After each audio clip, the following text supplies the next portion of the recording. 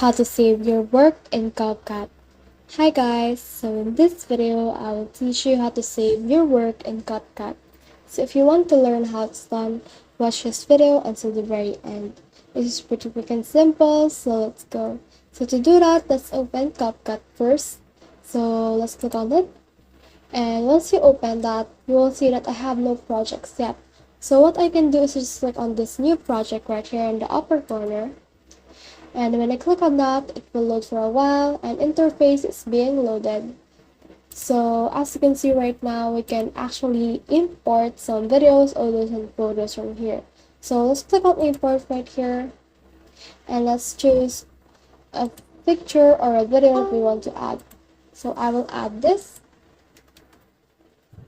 And then as you can see, here is that video. What I can do next is to add this by clicking this add to track button right here, or just drag this in here. So as you can see, I have now dragged this.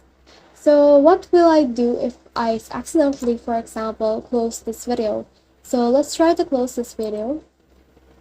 As you can see, I have closed it, and here's the project that I have. And when I open it again, then as you can see, the progress has been restored.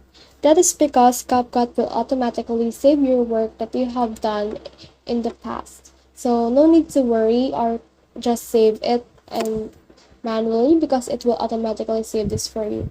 Once you're satisfied with your editing, then you can just click on this export button right here and then tweak on all of the settings right here and click on export, and that should be able to export your file in CapCut.